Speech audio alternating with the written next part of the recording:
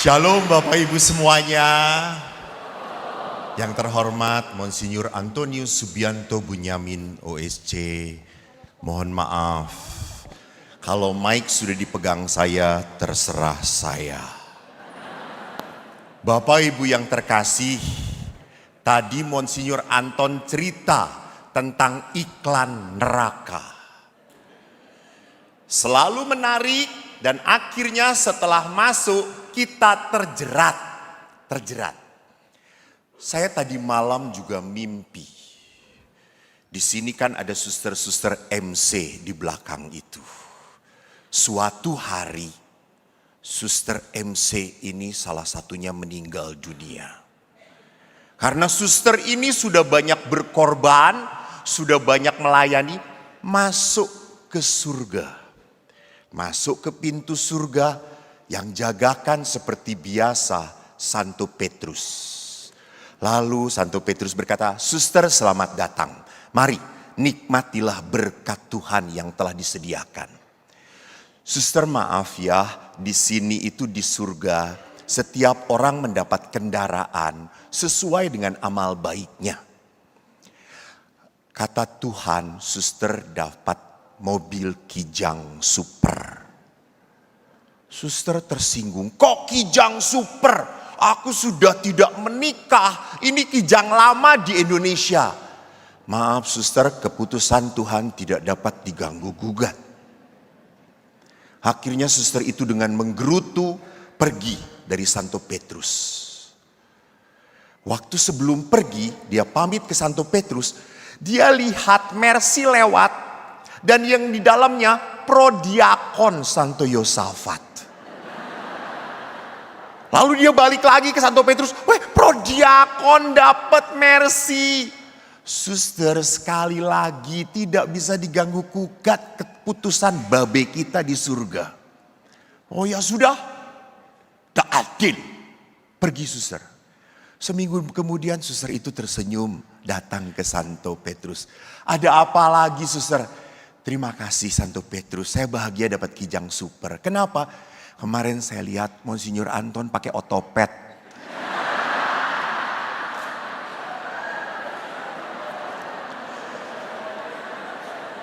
Bapak Ibu, jabatan di gereja tinggi belum tentu di surga. Belum tentu. Tenang aja. Beliau otopet, saya sepeda. Lumayan toh. Saudara-saudari yang terkasih, hari ini kita berbicara tentang yang terluka yang menyembuhkan. Pointernya mana ya? Saya kok tadi minta pointer. Terluka.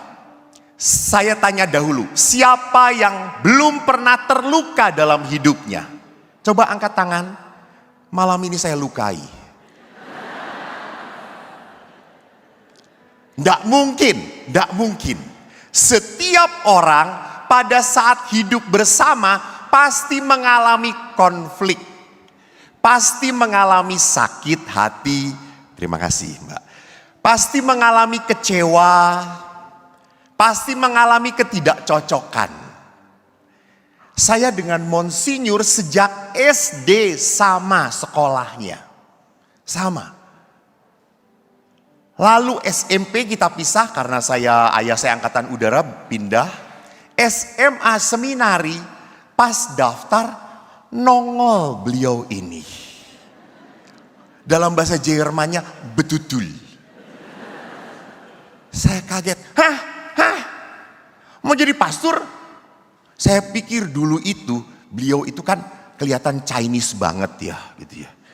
Saya kenal dengan ibunya pandai masak. Saya pikir dulu itu mau jadi tukang jualan babi, gitu ya, pakai sepeda itu tadi. Saya pikir. Bukan tadinya mau jadi jualan babi, mau jadi pastor. Ya sudah, pas sekolah Bapak Ibu, beliau ini pintar sekali, pintar. Pernah jadi ketua OSIS, betul. Pernah jadi ketua angkatan, ya Monsinyur. Dan saya selalu jadi anak. Kalau saya hajar saat itu, saya yakin beliau tidak akan jadi uskup. Jadi poster, saudara-saudara. Jadi kita lihat pengalaman sakit, pengalaman kecewa pasti dialami oleh siapapun. Bolehkah ditampilkan ke depan itunya, apa tuh namanya, slide-nya? Nah, luka dan kepahitan membawaku pada kasih dan pengampunan.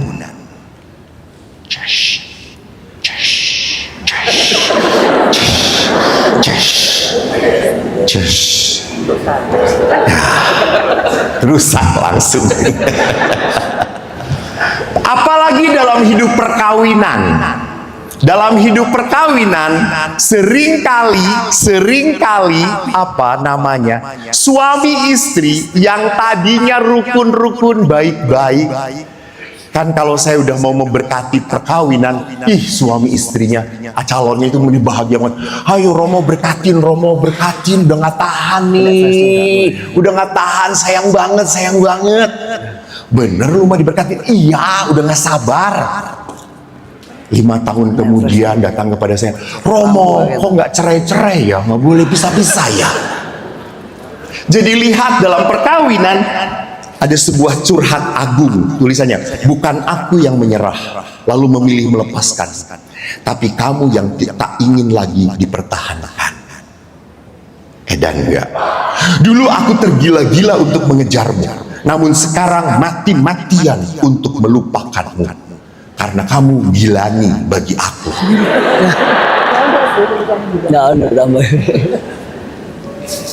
Jadi kalau di dalam sebuah relasi, orang itu mencapai sebuah pengalaman falling in love. Tetapi jangan lupa, nanti dalam perjalanan perkawinan Anda mengalami falling out of love. Bosen, jelehi. Sudah tidak ada setrumnya lagi. Duduk bareng. Sopo Pak Kwi? Bojoku.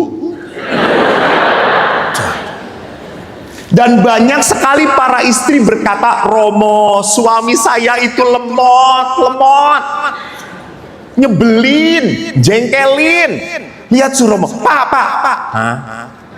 Sana cepat. Oh. Betul ibu-ibu? Betul. Jangan lupa, suami Anda menjadi seperti itu karena kawin dengan Anda. Jangan lupa ya ibu. Betul Pak Andi.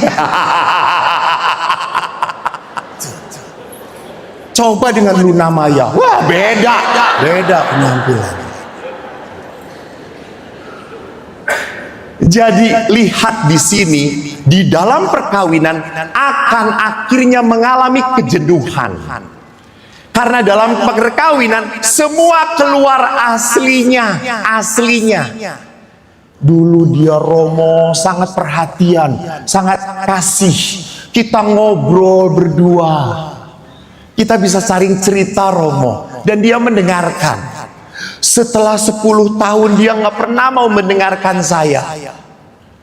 Lalu saya tanya suaminya, Pak, istri mengeluh. Setelah menikah 10 tahun, kenapa Bapak sekarang tidak mau mendengarkan istri Bapak? Terus dia mengatakan, Romo, komunikasi kan 2 arah. Iya, kalau mendengarkan ibu, searah Romo, searah. Saya baru ngomong, sebentar, saya belum selesai. Iya. Dan kalau komen kepada istri selalu salah Romo, salah. Kemarin aja pasangan suami istri sudah 32 tahun menikah. Kita kan mau jalan ke sono. Di sini jalan tangga, itu tuh jalan muter gitu. Jalannya landai. Lalu si bapaknya tuh muter ke situ, muter. Lalu suami istrinya berkata, Pak, lewat sini.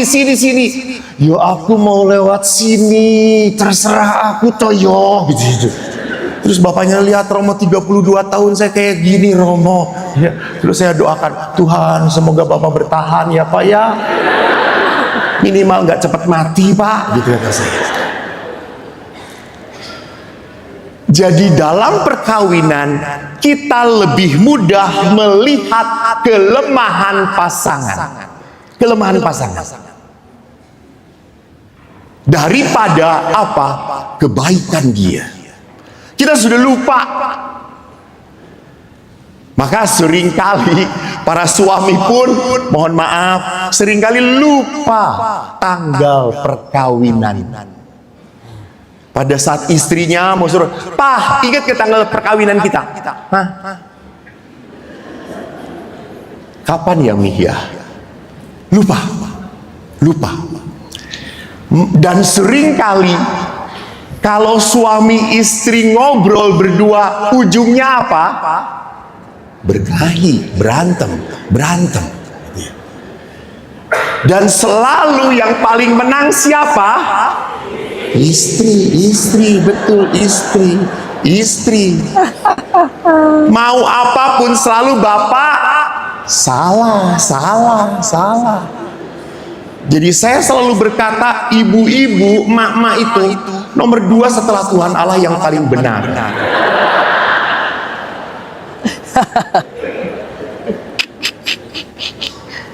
Nah, konflik terjadi. Karena itulah, mari kita lihat, Yesus berkata di dalam Injil Matius, next, menurut saya bahan saya saja. Datanglah orang Farisi, tadi Monsinyur mengatakan Romo Eko itu orang Farisi, ya saya datang orang Farisi, mencobai Yesus, katakanlah ini Yesusnya.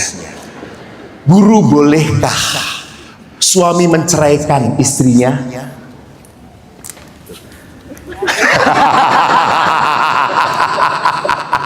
Yesusnya masih tidur di perahu, saudara-saudara. Dan Yesus berkata, "Kuwi wae ojo gambar wong elik kuwi. Ah iki wis menang ning kene. Walah, tak kutuk nanti." Jawabnya kepada mereka, "Apa yang diperintahkan Musa kepada kamu?" Alah, ini gereja baik, ketika ginanya jelek banget sih. Musa memberi izin untuk menceraikan dengan membuat surat cerai. Dan kata Yesus, justru karena ketegaran hatimu lah Musa menuliskan perintah ini. Ketegaran hati. Jadi orang tegar hati itu artinya apa? Sudah tidak mau peduli lagi. Gue udah capek dengan kamu. Titik, terserah. Maka cukup banyak suami istri yang berkata, "Romo, dia suami saya selama di rumah, di luar terserah. Saya sudah gak mau ngurus lagi dia. Saya sudah capek dalam berelasi. Saya sudah capek lihatin orang ini. Woi, malah om seserai so diatur ini." Yesus berkata, karena ketegaran hatimu lah. Maka Bapak Ibu lihat, setiap orang dalam kehidupan punya masa lalu, kepahitan masa lalu. Saya menghadapi seorang istri, maaf, baru menikah belum dari 5 bulan sudah ditinggalkan oleh suaminya. Suaminya itu mbok-mboken. Anda tahu mbok-mboken? Bukan mbak-mbaken. Kalau mbak-mbaken itu goleki pembantu gitu ya. Mbok-mboken. Selalu cari ibunya. Istrinya begitu sedih, begitu kecewa. Merasa bahwa saya kok tidak bisa membahagiakan pasangan saya. Saking kecewanya, marahnya, istrinya itu sampai menyilet-nyilet tubuhnya sendiri. Self-harming disebutnya. Dia merasa, aku gagal. Ini luka. Ini kekecewaan. Saya berhadapan dengan ibu, seorang yang status tinggi, pendidikan, maaf, punya suami judi, main wanita, minum. Sebetulnya sejak dahulu suaminya itu kayak gitu, cuma ditutupin oleh keluarganya. ditutupin. Sampai setelah menikah itu, dinikahkan, keluarganya tuh senang seperti membuang, nyoh, ambilen. Dan suaminya karena punya pola hidup, dulunya hidupnya tak teratur. Tolong ya anak muda, maaf ya, saya ingatkan. Setelah menikah, jangan berkata, nanti juga berubah. Ora, malah parah. Jadi rupanya setelah menikah, tetap masa-masa dia main wanita, judi, mabok terjadi. Istrinya, wow, bagus banget, Pak, udah ndak apa-apa. Yuk kita coba kamu diobatin. Bawa ke psikolog. Diberesin. Bahkan apa, istrinya ngomong, sudah kamu ndak perlu kerja, yang kerja aku saja. Suami itu sudah dibaikin kayak gitu. Dan apa yang terjadi akhirnya suaminya? Karena tidak kuat menahan kebaikan, suaminya loncat dari tingkat 4 apartemen dan mati.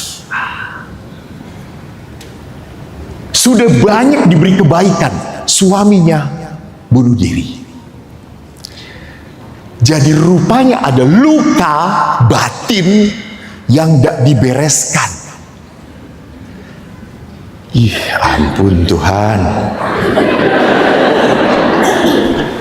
Bapak Paus dalam Amoris Laetitia artikel 239 mengatakan, sebagian orang mencintai pasangan seperti seorang anak kecil. Pokoknya kalau saya nikah dengan kamu, kamu harus membahagiakan saya. Itu. Maka kalau kamu tidak membahagiakan, saya akan marah, saya akan berteriak, saya akan menuntut. Pokoknya saya harus bahagia, saya yang harus bahagia. Ingat ya. Jadi perkawinan didasarkan pada apa? Oh, saya nanti akan disenangkan. Saya akan dijaga. Saya akan ada yang selalu melayani saya. Itu diingatkan oleh Bapak Paus. Maka kalau akhirnya pengalaman perkawinan seperti ini masih sangat childish, orang yang belum dewasa, omongannya pun selalu mudah menyalahkan pasangan dan mengkritik. Bapak Ibu ingat ya, bedakan antara komplain dan kritik. Kalau komplain itu adalah apa? Saya, Pak, kalau kamu habis makan ya, bawa piringnya ke dapur. Bawa piringnya ke dapur. Saya capek kalau saya harus bawain terus. Itu komplain. Tapi kalau kritik, lu tuh ya emang laki-laki nggak pernah tahu diri. Lu kalau habis makan, lihat. Yang lain aja beresin, lu tuh nggak pernah, sampai mati nggak pernah. Ini sudah kritik. Kritik itu berarti apa? Cap, judge. Itu sudah menjadi sebuah apa? Lu memang nggak beres. Itu menyakitkan. Itu menyakitkan. Ya, saya pun sama, punya luka batin. Saya sudah suka cerita dengan ayah saya. Mohon maaf, ayah saya sudah di surga sekarang. Pak, maaf ya Pak. Dimaafkan ya Pak. Ya, diwakili oleh Bapak Uskup. Karena beliau bisa berkontak dengan makhluk-makhluk yang tidak jelas.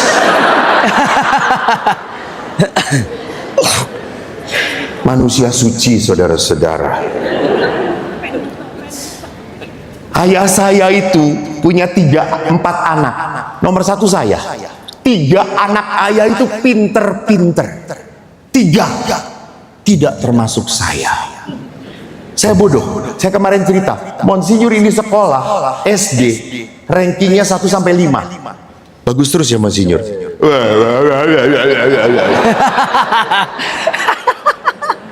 Kurang rendah hati saudara-saudara.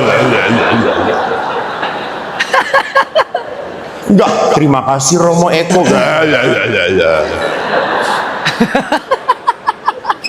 Tapi ya memang pinter. Saya dari 37 murid ranking 35 coy. Tapi beda, maaf. Monsinyur itu kadang-kadang ranking 1, 3, 5, betul atau tidak? Tidak konsisten. Saya 35 konsisten. Itu bedanya. Jangan tepuk tangan, itu ngece Anda berarti. Saya konsisten 35 coy. Baru waktu seminari saya ranking 15. Beliau ranking 2. Tapi jumlah murid 17. Lumayan, Bu. Jadi lihat, pada saat orang mengkritik, orang itu langsung ngejudge, menyakiti. Nah, di dalam perkawinan pun Monsinyur, tolong doakan di sana, Monsinyur. Bahwa di dalam perkawinan pun saya selalu berpikir kamu tuh harus seperti yang saya mau. Pak, kalau habis mandi naruh anduk di sini Pak.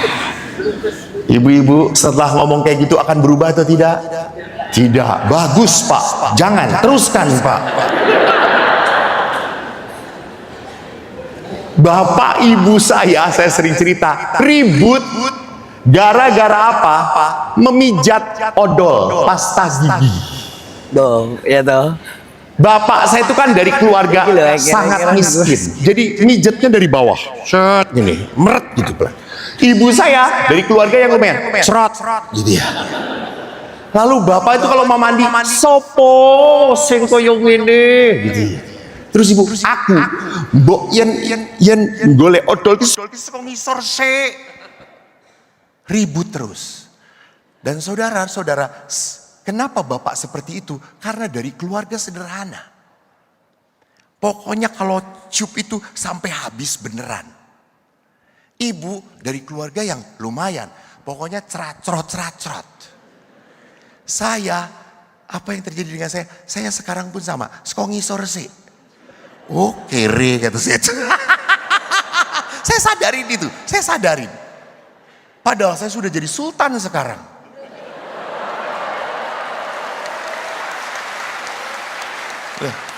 Saya enggak pamer, tidak seperti uskup. Enggak. Saya hanya memperlihatkan kenyataan. Monsinyur tahun ini sudah keberapa kali Holidor? Belum pernah saudara-saudara. Maaf Romo Eko, 4 kali Monsinyur. Monsinyur kalau ke Roma untuk apa? Rapat. Romo Eko rekreasi.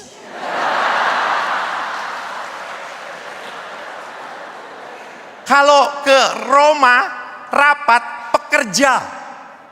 Kalau pastor rekreasi sultan baru namanya.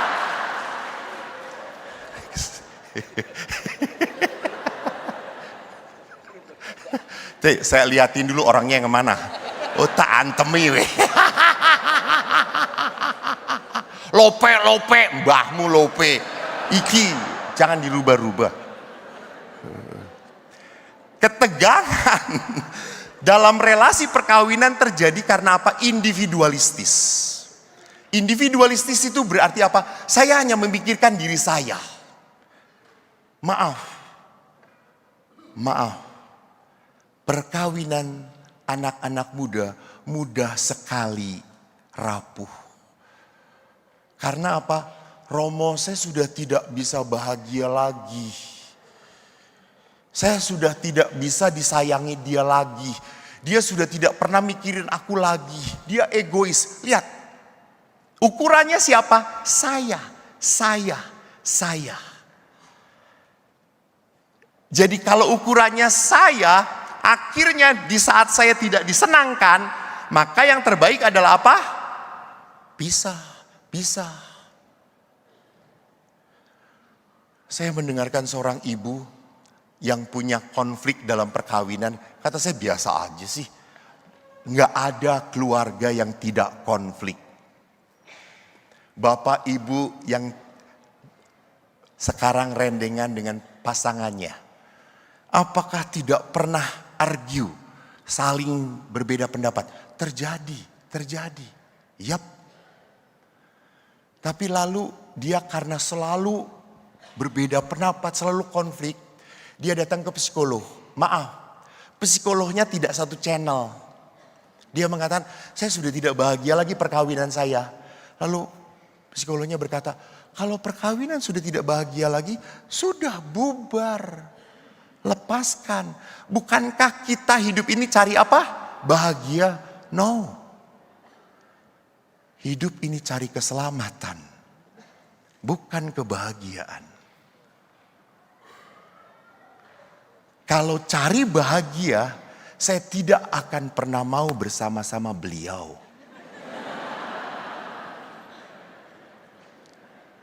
Beliau pun pasti tidak mau dengan saya. Oh tidak, beliau mencari-cari saya.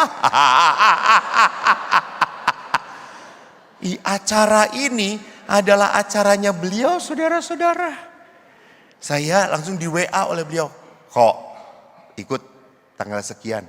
Siap Monsinyur.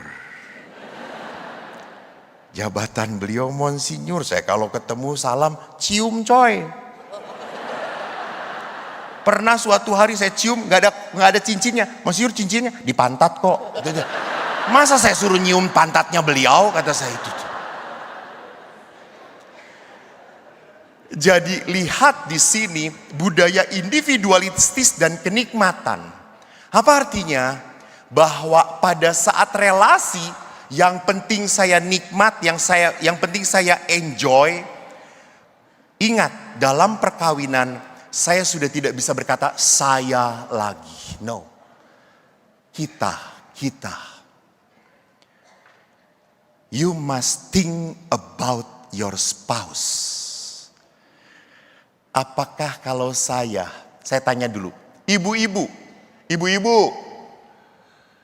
boleh nggak suami Anda reunian? Ketemu mantan? Edan. Ibu-ibu ingat, ini di gereja. Mulut dan hati berbeda. Mungkin ini malam terakhir bagi Anda.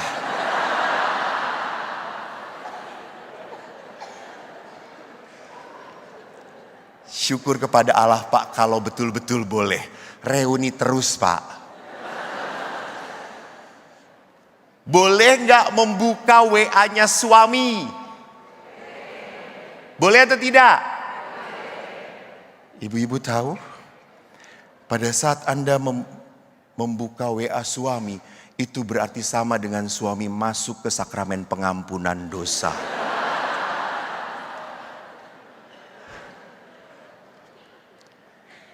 Jadi pada saat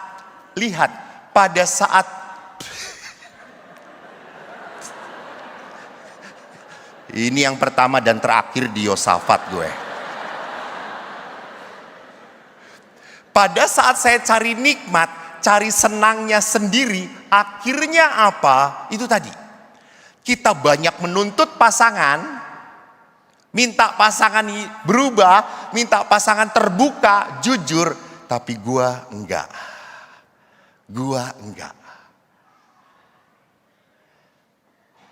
Kamu kan gak bisa diatur. Kamu kan suka macam-macam. Saya kan gak pernah macam-macam. Nah itu. Jadi lihat di sini. Sebuah relasi tidak akan pernah mudah bertahan. Kalau sekali lagi nanti kita lihat. Harus ada sebuah perdamaian. Suami istri sulit berkembang dalam kasih. Ini dari Amoris Laetitia loh, Bapak Paus Fransiskus yang menulis. Karena budaya pornografi, pendewaan tubuh. Bapak-bapak, cukup banyak bapak-bapak yang masih nonton film porno. Membayangkan yang aneh-aneh. Lalu maka seringkali ada seorang istri yang tanya, Romo boleh nggak? Tolong suster tutup telinganya. Kalau berhubungan dengan suami, pakai gaya macem-macem. Emang gaya apa, Bu? Terbang dari angkasa. Muncul kayak gitu. Lihat, Bapak ingat pada saat Anda nonton pornografi, apa Anda banyak keinginan. Padahal kan nempel wis metu kok. Gayane, ayo mi, terus. Halah, kata saya. Mimpine, gitu ya.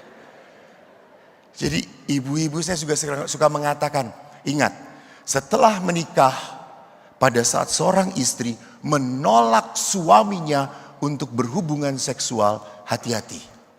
Berarti Anda membuka supaya suami Anda tergoda. Ingat, hubungan suami istri di dalam perkawinan adalah suci dan mulia. Maka ya harus berkorban, betul. Udah berkorban dikit, orang suwi kok. Wes cepat, wes rampung, urung wes. Monsinyur kok ketawa, kok tahu sih Monsinyur? Saya ragu-ragu dengan Monsinyur ini. Kalau saya kan memang sekolah. Saya sekolah family ministry. Monsinyur itu sekolah filsafat loh saudara-saudara. Filsafat. Orang ono hubungannya, ayo cepat gitu.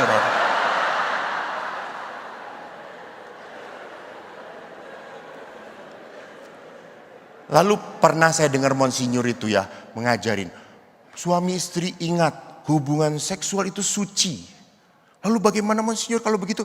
Sebelum berhubungan rosario dahulu. Tolong bapak-bapak lakukan ya. Setelah rosario, sidor apa? Ora.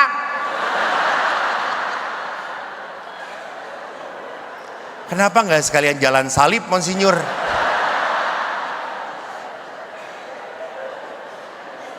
Sekali lagi, saya yang pegang mic, saudara-saudara. Jadi kalau di dalam perkawinan ada sebuah pornografi, kita akhirnya menjadikan pasangan, memanfaatkan pasangan untuk kenikmatanku. Bapak-bapak jangan lupa, bapak-bapak tuh cepet onnya. Baru ngelihat kutang yang gitu tuh. Istri Anda itu on off, modar situ gitu ya. Jadi saya harus sadar, istri saya itu butuh sekali pelukan. Maka bapak-bapak sering peluk istrimu dan bukan tujuannya pada sebuah hubungan seksual. Peluk, dekatin. Pernah seorang suami nonton sepak bola, istrinya ngedeketin, ngelayutin, suaminya langsung minggir. Istrinya ngededet lagi, disik lagi, minggir lagi. Terus istrinya berkata, "Pah, dulu waktu pacaran kamu seneng banget kalau aku deketin kamu." "Iya dulu kan Mercy, sekarang tronton Mi." Saya nggak nyindir. Cuma saya mau mengatakan ya bertobatlah gitu ya, bertobatlah. Ingat ibu, Yesus ajak ke surga, diangkat ke surga. Saudara-saudara, hati-hati. Kalau nanti Anda masuk surga diangkat, lalu malaikat berkata, "Wih abot, ditok kene."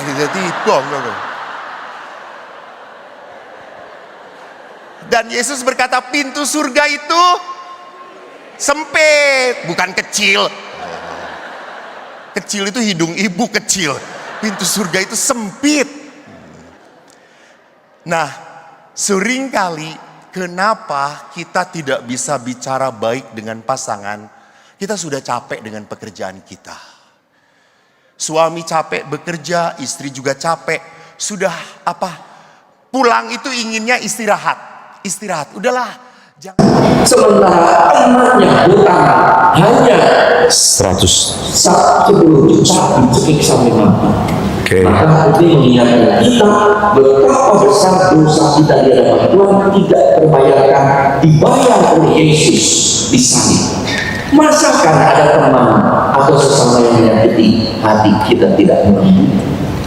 Oh, artinya kalau orang sudah disakiti, memang secara otomatis, secara manusiawi ingin balas. Tapi sebelum balas, mikir dulu. Ya, karena belas kasih Tuhan ini luar biasa. Ya, itu bahwa kita tidak pernah sempurna, maka pengampunan itu kan luar biasa. Orang bilang mengampuni susah.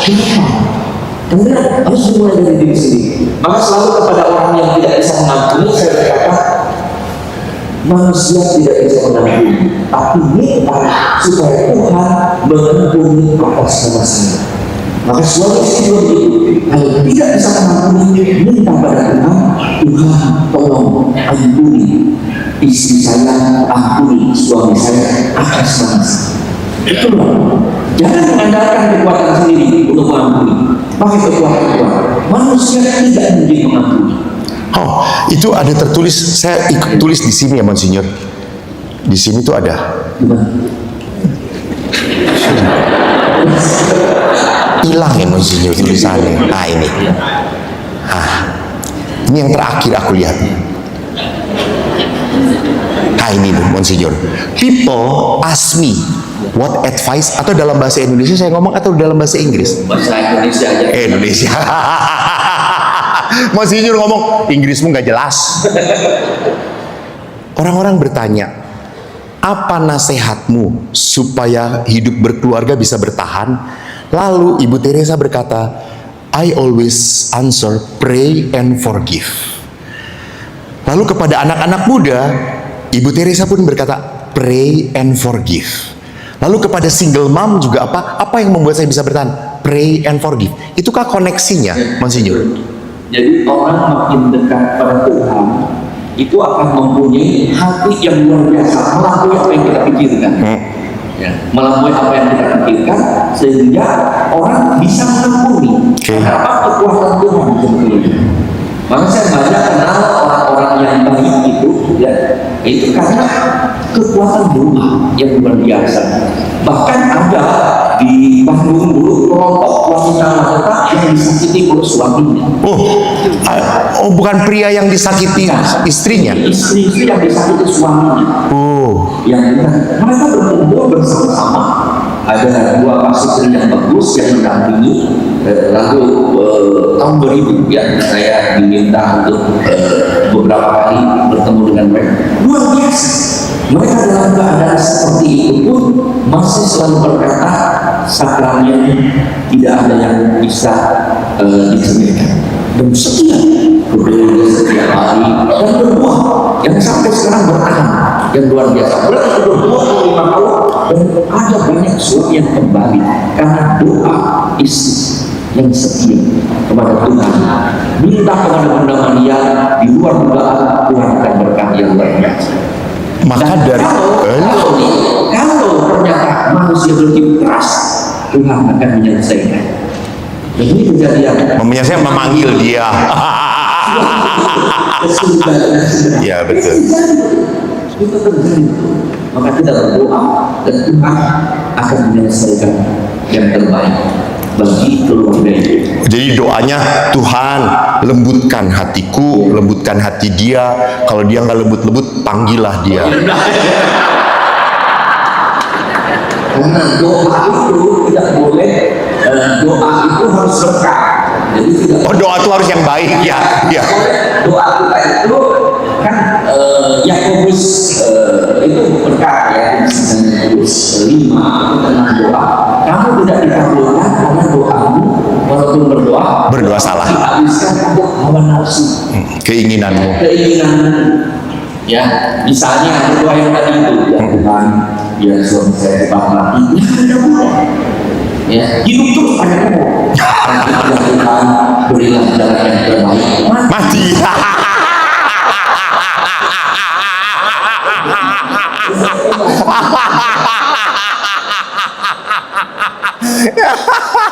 Bapak-bapak harus sedih ya kalau Tuhan berikan jalan yang terbaik untuk suami saya.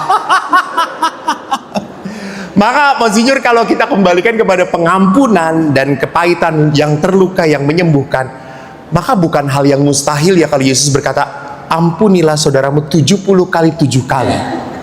Itu artinya apa? Ya. Dalam soal pengampunan itu tidak ada kalkulasi matematis. Ya, karena kalau berbicara pengampunan bukan soal berapa kali. Petrus kan di dalam konteks itu bertanya 3 kali kan. Memang dalam kebudayaan Yahudi pada waktu Petrus hidup, itu pengampunan itu boleh kalau lebih dari 3 kali orang melakukan kesalahan yang sama, dosa yang sama. Misalnya nyeleweng itu kan sama. Ya. Nah itu ke-4 kali boleh tidak diampuni.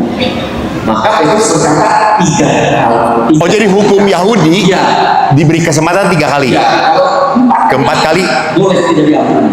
Oke. Maka Petrus 3 kali kan. Oke. Ya. Oh, Petrus bertiga kali bilang 7 kali kah? Yesus berkata bukan 7 kali. Yesus Petrus itu mau hebat di kebudayaan Yahudi ada 3 kali. Ya. Sebagai murid Yesus itu 7 kali. Yesus bukan 7 kali. Kamu soal pengampunan tidak boleh main gitu kan. 70 kali 7 kali. Ya. Sempurna, tak terbatas. Tidak ada batasnya. Itu mengampuni. Jadi nyeleweng ampuni, nyeleweng ampuni, nyeleweng ampuni, nyeleweng ampuni. Berdoalah, Tuhan berikan yang terbaik untuk suami saya. Kalau mati, Ya. yang sulit.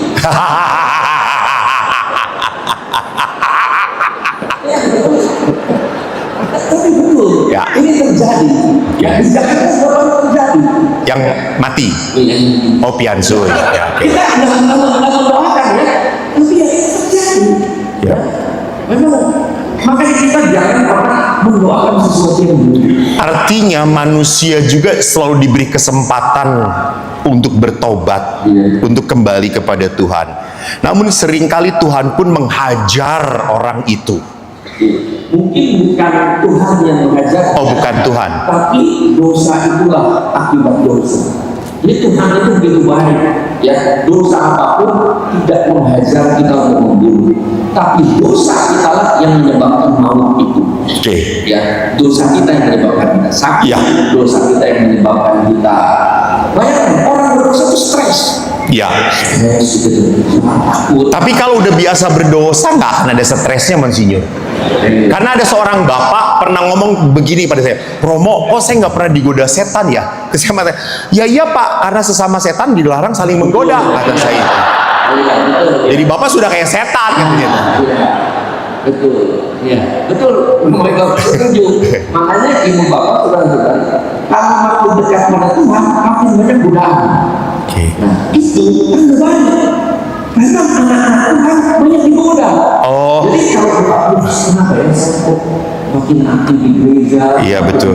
Doa, kok godaan macam-macam, godaan makanan, godaan jengkel, itu sebetulnya. Justru itu mengendalikan. Makin dekat dengan Tuhan, makin godaan makin banyak. Setan tidak suka ya? Dia tidak suka. Oh, betul. Makanya dijauhkan dari Tuhan. Persis. Kalau ada orang Romo, saya tidak pernah tergoda. Iya, bagaimana tergoda? Sudah sahabat berapa setan? Ngapain lagi? Iya. Betul. Kata setan, ini udah teman kita. Iya. Eko bin setan gitu ya benar saudaranya. Maka orang yang hidup rohaninya masih Biasa-biasa aja. istilahnya digoda setan oleh kopralnya. Ya, Oleh makin kopralnya. tinggi, oleh kaptennya. Oh. Romo Eko ini oleh kolonel setan. Jenderal. Makanya lebat itu berarti kita berbahaya. Paulus didoakan setiap hari dalam misa. Uskup didoakan setiap hari. Ya misalnya saya di Bandung setiap hari. Di Surabaya Uskup Agustinus itu setiap misa didoakan. Saya sudah didoakan setiap hari aja kayak begini. Apalagi tidak didoakan ya. Iya benar. Selevel kita. Ya. Jadi itu sebetulnya itu inti bahwa orang ini makin dekat, dia akan makin luar biasa. Ya, orang harus hati-hati. Benar. Betul, Monsinyur. Jadi saya ingin mendasari. Ibu Teresa berkata, pray and forgive. So what it means, you cannot forgive if you do not pray. Ya.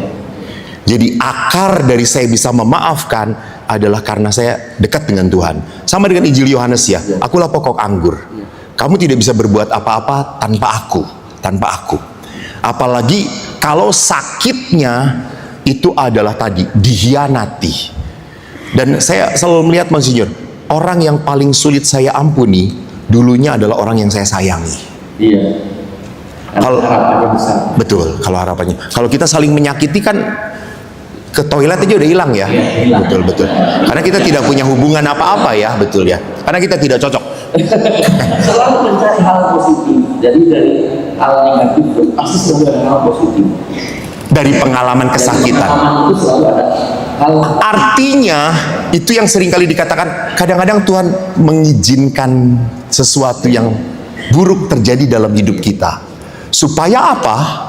Supaya kita makin dewasa dalam iman. Informasi Ya, informasi iman. dibentuk oleh Tuhan. Tetapi kesakitan itu tetap harus diolah. Iya. Monsinyur, apakah setuju? Kan saya sudah disakitin, saya sudah kecewa, saya sudah marah. Apakah dengan mengampuni itu langsung saya... Nah, maka kalau ingin selamat, lepaskan dulu itu. Bahwa dia setelah. Nah, sama. Dendam dan juga, kalau kita tidak melepaskan, habis hidup kita. Tidak selamat. Tapi memegang dendam itu, memegang kemarahan itu, maka pengampunan itu memang tersiar. Mau orangnya bertobat ataupun tidak bertobat, pengampunan diberikan. Oke. Itu logika. Kita disebut menggunakan logika ilahi. Ketika kita menggunakan logika ilahi, Allah yang akan membela kita. Ya, saya mengalami dalam hidup seperti itu, bahwa Allah akan membela kita ketika kita mengandalkan kekuatan Tuhan. Artinya kalau saya mau terlepas dari kemarahan, kejengkelan, saya harus berani melepaskan jeruk tadi, let go kemarahan, kesakitan itu. Betul. Jadi saya melihatnya gini, Monsinyur, orang forgiveness, mengampuni itu let go, tetapi belum tentu bisa restorasi hubungan. Ya toh, kan kalau saya disakitin, saya sudah kehilangan kepercayaan. Ya kan, kalau kamu sudah serong, saya memaafkan, tapi saya kehilangan kepercayaan. Bagaimana saya bisa rekonsiliasi dengan pasangan yang sudah tidak saya percayai lagi? Nah, pengampunan ya itu harus dipasangkan dengan belas kasih. Oke. Ya, itu yang itu ya, pengampunan harus kalau pengampunan itu dipasangkan dengan keadilan, maka tidak akan terjadi restorasi. Ya, restorasi itu yang tadi mata ganti mata, gigi ganti gigi. Saya harus membalas dulu. Keadilan. Ya. Keadilan itu mata ganti mata. Harus ya. Jadi kalau ke pengampunan dengan keadilan Ya. pasangkan itu, Ya. maka akan terjadi. Justru pengampunan itu harus dipasangkan dengan belas kasih. Yang tidak ada syaratnya itu. Ya, saya ambil. Beberapa banyak kisah ya, bagaimana ada kisah seorang suami yang menyeleweng pergi pulang kembali dalam keadaan sakit stroke, dipelihara oleh istri. Anaknya yang tidak terima, justru Anaknya tidak terima, bapaknya terima. Ya, karena sudah begitu menyakiti Ibunya. ibunya, istrinya itu justru bisa mengampuni dan memelihara suaminya yang sakit stroke itu. Sampai mati. Belum mati sekarang. Kan sudah bertobat. Oh, sudah bertobat. Makanya Bapak Ibu bertobat dan mati. Kalau tidak bertobat, Ya. diselesaikan Tuhan. Ya. Artinya menarik sekali. Dalam pengampunan, forgiveness, orang bisa restorasi kalau ada rekonsiliasi ini. Iya. Rekonsiliasi itu berarti apa? Pelan-pelan mulai percaya lagi pada dia, sedikit demi sedikit. Jadi artinya orang yang sudah salah pun harus memperbaiki dirinya dan apa? Memanfaatkan kepercayaan yang diberikan. Hanya masalahnya Pastor, Monsinyur, kadang-kadang kan maaf, beberapa perempuan, tidak seberapa perempuan, ngorek-ngorek kembali. Lu dulu ya dulu nenek moyang kamu itu yang sudah salah, ngorek-ngorek kembali. So artinya let go-nya belum beres ya. Iya. Nah itu yang harus sekali lagi ya. Itu yang kadang-kadang terjadi juga, orang baru sakramen ampunan dosa ya. Betul. Begitu keluar ada temannya minta maaf ya, sorry apa kemarin dulu udah apa, kemarin dulu udah ya. Justru itu bagaimana menolong para murid. Allah Bapa yang Maha Baik, kami bersyukur kepadamu atas peristiwa rahmat kami.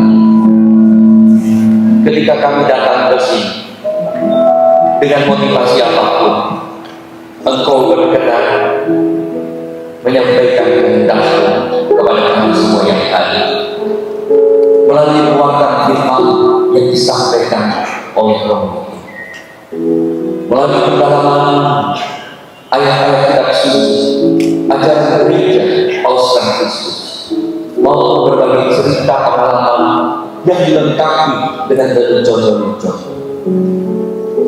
Kadang bagi kami suatu kebenaran, bagi sebagian suatu peneguhan, bagi yang lain suatu ajaran yang bertobat, bagi yang lain suatu apresiasi atas apa yang telah saudara-saudari kami ini dalam keluarga lakukan. Tiada sempurna dalam pasangan hidup di keluarga, tetapi Engkau memberikan, menganugerahkan yang terbaik, pasangan hidup bagi suami istri. Tidak ada yang ideal, tidak ada keluarga yang sempurna, kecuali keluarga yang disempurnakan oleh Allah, yaitu keluarga kudus, di mana mereka menempatkan Yesus di pusat hidup mereka sebagai fondasi, referensi, dan tujuan dari keluarga. Aku keluarga kudus yang ada di hadapan kami, sungguh menyentuhkan keluarga-keluarga. Rasanya ini memiliki keluarga ideal seperti keluarga kudus dan saling berpegang dalam kasih, amat bertumbuh dalam rahmat dan berkat.